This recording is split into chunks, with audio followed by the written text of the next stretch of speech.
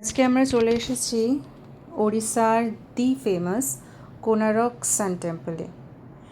এই কোনারক সূর্য মন্দির সম্পর্কে আলাদাভাবে বলার মতন কিছুই নেই, কারণ এর বৈশিষ্ট্য সম্পর্কে কম বেশি আমরা সকলেই জানি এর ইতিহাস সম্পর্কে।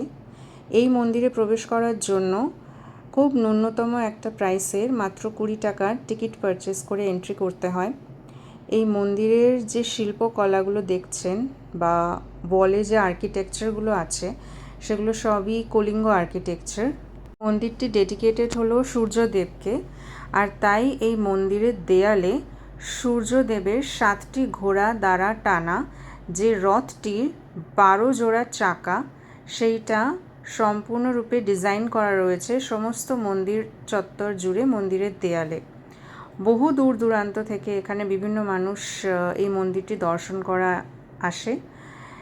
আমরা যেদিন এখানে ভিজিট করতে এসেছিলাম প্রচণ্ড ক্রাউডেড ছিল, কিছু জায়গায় এন্ট্রি বন্ধ ছিল, সেটা যাওয়া যেত না, তাই পুরো মন্দির চত্বরটা আমরা ঘুরে দেখে নিলাম। এই মন্দিরটি এর অসাধারণ স্থাপত্য ভাস্কর্য আর চৌম্বকীয় রহস্যের জন্য রাজা প্রথম নরসিংহদেব সূর্য দেবতার প্রতি তার ডেডিকেশন দেখানোর জন্য এবং নিজের ভিক্টরি সেলিব্রেট করার জন্য এই মন্দিরটি তৈরি করেছিলেন। মন্দিরের চূড়ায় একটি 52 টনের চুম্বক ছিল বলে মনে করা হয়, যা সমুদ্রের জাহাজকে আকর্ষণ করত। এখান থেকে আমরা সোজা চলে গেলাম লিঙ্গরাজ টেম্পল দর্শন করার জন্য। এই লিঙ্গরাজ টেম্পলের আশেপাশে আরও দেবদেবীর মন্দির রয়েছে। এরপর আমাদের গন্তব্যস্থল হলো দয়া নদীর তীরে অবস্থিত ধৌলি শান্তিস্তূপ, যাকে পিস প্যাগোডাও বলা হয়। এটি একটি বৌদ্ধ তীর্থস্থান। এই স্থানে কলিঙ্গ যুদ্ধের ভয়াবহতা দেখে সম্রাট অশোক যুদ্ধ পরিত্যাগ করে শান্তির পথ বেছে নিয়েছে। এরপর আমরা গেলাম উদয়গিরি খণ্ডগিরি যাওয়ার জন্য বাইরে থেকে টিকিট কাটতে হয়। টিকিট মাত্র 50 টাকা। এতে আপনি দুটো পাহাড়েই চড়াই করতে পারেন। এটি হলো প্রাচীন জৈন গুহাচিত্র ও স্থাপত্যের নিদর্শন। উদয়গিরি মানে হলো সূর্যোদয়ের পাহাড়, আর খণ্ডগিরি মানে হলো ভাঙা পাহাড়। এই গুহাগুলি প্রাচীন ভারতের শিল্প সংস্কৃতির এক অমূল্য সম্পদ। উদয়গিরির সবচেয়ে বিখ্যাত গুহা হলো হাতি গুম্ফা। এখানে ব্রাহ্মী লিপিতে খোদাই করা রয়েছে খারেবেলের রাজত্বকালের বিবরণ। পাহাড়ের গুহাগুলিতে প্রচুর দেবদেবীর মন্দির রয়েছে প্রাকৃতিক দিগম্বরা জৈন টেম্পল। সারা দিন ঘোরাঘুরির পর দিনের শেষে আমরা চলেছি মোস্ট অ্যাওয়েটেড নন্দনকাননে, যেটা ভিজিট না করলেই নয়। এখানে আমরা টিকিট কেটে ভেতরে প্রবেশ করলাম, আর আমরা বুক করলাম নন্দনকানন সাফারি। নন্দনকানন শুধুমাত্র সোমবার দিন ক্লোজ থাকে, বাকি সব দিনই সকাল 7টা থেকে সন্ধ্যে 6টা অবধি অলমোস্ট খোলা থাকে। বাট অ্যাকচুয়ালি 6টার আগেই সাফারি থেকে মানুষজনকে ফিরিয়ে নিয়ে চলে আসা হয়। প্রায় 5টা থেকে 5:30টার ভেতরেই মানুষজনকে ফিরিয়ে নিয়ে চলে আসা হয়, বেশি অন্ধকার হওয়ার আগে। আপনি পুরো নন্দনকাননটা পায়ে হেঁটেও ঘুরতে পারেন, বাট সেটা অনেকটা সময় সাপেক্ষ এবং টায়ারিং, তাই আমরা এই ব্যাটারি কারগুলো আলাদা করে বুক করে নিয়েছিলাম ঘোরার জন্য। এই আমরা এবারে ঢুকছি আমাদের প্রথম গেট পেরিয়ে আমাদের সাফারি জোনে। আমরা ব্যাটারি গাড়িতে করেই যেখানে বাস স্টপেজ, সেই বাস স্টপেজের কাছে পৌঁছে গেছিলাম। নানান রকম অনেক কিছু দেখলাম, ময়ূর, আর এই যে আমাদের বাঘমামা দেয়হামা। বেশ দুপুরবেলা হৃষ্টপুষ্ট কিছু লাঞ্চ করে উনি হয়তো ভাত ঘুম দিচ্ছিলেন, বাট সাফারি গাড়ি আসাতে এবং কিছুটা মানুষের কোলাহলে বেচারার ঘুম ভেঙে যায় এবং উনি কনসিয়াস হয়ে আমাদের দিকে সাফারি করতে গিয়ে মনে হচ্ছিল প্রাইভেসি তো সবারই থাকে, আমাদেরও তো থাকে, তো একটু ভয়ও লাগছিল, কিন্তু আবার ভালোও লাগছিল দূর থেকে বাঘমামাকে দর্শন করে লাইভ চোখের সামনে। আমাদের সাফারি ঢুকলো বিয়ার সাফারির জন্য।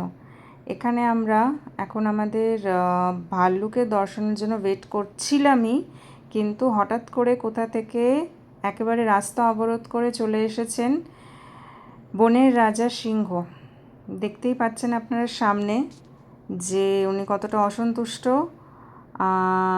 বুঝতে পারছিলাম না যে ওনার রাস্তা আমরা অবরোধ করেছি না আমাদের রাস্তা উনি অবরোধ করেছেন। আরেকজন তো মনের সুখে জলপান করছেন। তার তো কোনো দিকে কোনো হুঁশই নেই, কে আসছে কে যাচ্ছে কিছুই যায় আসে না।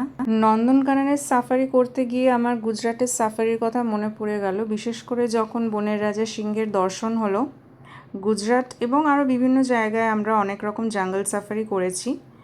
তো গুজরাটের জঙ্গল সাফারিতেও এরকম সিংহের দর্শন পাওয়া যায়, যদিও তারা হয়তো সামান্য একটু বেশি হৃষ্টপুষ্ট। তো যাই হোক, এই পথ অবরোধের খেলাটি কিছুক্ষণ চলার পর শেষমেশ উনি আমাদের রাস্তা দিলেন এবং নিজের খেয়ালেই নিজের সঙ্গীর জলপান পূর্ণ হওয়ার পর দুজনে মিলে একসাথে বেরিয়ে চলে গেলেন। কোথায় গেলেন বলে যাননি, কিন্তু যাই হোক, ওনারা যে দর্শন দিলেন এটাই আমাদের কাছে অনেক। এক তিলও জায়গা ছাড়ছিলেন না, ভেবেই পাচ্ছিলেন না কি করবেন, কিন্তু আলটিমেটলি আমাদের রাস্তা উনি ছেড়েই দিলেন, চলে গেলেন নিজের সঙ্গীকে সঙ্গে করে নিয়ে। এরপর আমরা নেক্সট সাফারি ওয়ার্ল্ডে ঢুকছি, আর সেইখানে আমাদের দর্শন হলো ভাল্লুকের। যদিও ভাল্লুককে দেখে সবাই এত বেশি এক্সাইটেড হয়ে গেছিল যে বাসের কোনো একটি যাত্রীও এক তিল জায়গা ছাড়ছিল না যে আমি ভাল্লুককে একটু ভালোভাবে দেখতে পাই। যাই হোক, যতটুকু দেখতে পেয়েছি তাই অনেক। এরপর আমরা আবার একবার একটি ময়ূর দেখতে। আচ্ছা, কোনো কারণবশত আপনি যদি বাঘ মামা, ভাল্লুক মামা কিংবা সিংহ রাজার দর্শন নাও পান, সান্ত্বনা পুরস্কার হিসেবে কিন্তু কিছু হরিণ দেখতেই পাবেন। আর দেখতে পাবেন তাকেও, যাকে আমাদের ভাই খুব ভালোবাসেন। এর বেশি কিছু আর বললাম না, স্ক্রিনে তো আপনারা দেখতেই পাচ্ছেন। আমাদের সাফারি কি এন্ডের দিকে? না না, অ্যাকচুয়ালি নয়, এখনও অনেকটা বাকি। আমাদের এখানে প্রায় সবুজের দেখা মেলেই না, তাই যখন কোথাও বেড়াতে গিয়ে এমন সবুজ গাছগাছালির সারি সারি দেখতে পাই, যেন মনে হয় চোখের ব্যায়াম হলো, এস্থেটিক রিল্যাক্সেশন। বলে না, সবুজের দিকে তাকালে আমাদের চোখ কুল হয়, সুদিং ফিল করে, অনেকটা সেরকমই। এই যে আরও বাকি আছে এখনও অনেক রকমের বাঘ দেখার পালা। এই একজনকে দেখছেন, ইনি কিন্তু খুব চঞ্চল আর ছটপটে। অনেকটা দূরত্বে ছিলেন, ঠিক হাতের কাছে ধরা দিচ্ছিলেন না, আমার যদিও অত সাহস নেই। আর এই যে আর একজন, ইনি তো পেছন ঘুরিয়ে বসে আছেন। কার ওপর যে অভিমান হয়েছে আমার ঠিক জানা নেই, কিন্তু এই রকম অনেক জায়গায় অনেকগুলো খাঁচাতে বন্দি রয়েছে বেশ কিছু বাঘ। মাঝে মাঝে এদেরকে দেখে খুব খারাপও লাগছিল যে আমাদের মনোরঞ্জনের জন্য এদের জীবনটার যে স্বাধীনতা সেটা সম্পূর্ণরূপে এরা সেটা থেকে বঞ্চিত হয়েছে। কিন্তু যাই হোক, এখানে আমাদের একার কিছুই করার নেই, কারণ নন্দনকানন হলো একটি অত্যন্ত জনপ্রিয় পর্যটন কেন্দ্র আর ভুবনেশ্বরের ট্যুরিজমের একটি অন্যতম পার্ট। এই যে আমি একটু সেলফ অবসেসড আর কি, তাই মাঝে মাঝে একটু সেলফি ভিডিও বানতা হ্যায়।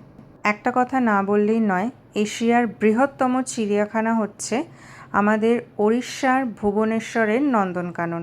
একটা বিশাল এলাকা এবং বিভিন্ন প্রজাতির প্রাণী দেখতে পাওয়ার জন্য এটি বিখ্যাত। সাদা বাঘের সাফারি এই নন্দনকাননেই প্রথম শুরু হয়। হ্যাঁ, দেখতে পাচ্ছেন সাদা বাঘ। আমরা সবাই অ্যাকচুয়ালি সাদা রঙটা নিয়ে খুব অবসেসড, তাই না? কোনো সাফারিতেই একসাথে এত কিছু দেখতে পাওয়া সম্ভব নয়, কিন্তু সেই দিন হয়তো লাকিলি আমরা এত কিছু একসাথে দেখতে পাই, বাঘ, ভাল্লুক, সিংহ, এভরিথিং। একটা কথা মেনশন করে দিই, আপনি যদি একদিনের শর্ট ট্রিপেই চন্দ্রভাগা, কোনারক টেম্পল আর লিঙ্গরাজ মন্দির, পিস প্যাগোডা, উদয়গিরি, খণ্ডগিরি সব কিছু সেরে তবে নন্দনকানন যেতে চান, তাহলে আপনাকে একেবারে আর্লি মর্নিং 6টা থেকে 7টার ভেতরেই বেরিয়ে পড়তে হবে। আর নন্দনকানন দিনের বেলায় গরমকালে ঘোরার থেকে একটু ইভিনিং টাইমে অর্থাৎ বিকেলের দিকে ঘোরাটাই বেস্ট হবে। এই যে দেখছেন ভাল্লুক বাবাজি, ইনি একেবারে আমাদের বাসের ড্রাইভারের সাথে সাক্ষাৎ করতে চলে এসেছিলেন, কারণ তিনি তাকে চিনতেন, তাই তার সাথে একটু আলাপচারিতা করতে এসেছিলেন আর কি। শুধু বাসের জানলাটা খোলাই বাকি রয়ে গেছিলো। বাকি এই যে দেখছেন আমাদের বাসের ড্রাইভারজি ওনাকে খাওয়াচ্ছেন, তাতে বোঝাই গেল যে উনি ড্রাইভারজির বেশ পোষ্য।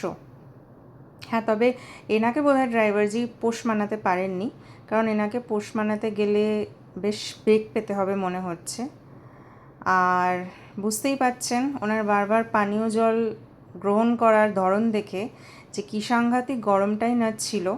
তাও আমরা বিকেলের সময়টায় গেছিলাম নন্দনকানন ভিজিট করতে, তাতেই এত গরম লাগছিল। তাই চেষ্টা করবেন দিনের বেলা যাওয়াটা একটু অ্যাভয়েড করা।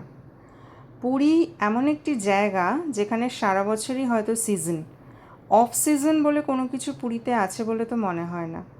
কিন্তু এই যতবারই আপনি পুরী যান না কেন, সবসময় পুরী যেন নিজেকে নতুন করে এসে ধরা দেয়। সে সূর্য মন্দিরের স্থাপত্য ভাস্কর্য বলুন, কলিঙ্গ রাজ্যের যে নিদর্শন আপনি এখানে পান, সেটা সবসময় যেন একটু রিফ্রেশড মনে হয়। কখনোই পুরী যাওয়ার তাগিদ বা আগ্রহ পূর্ণ হয় না, ভালোই লাগে।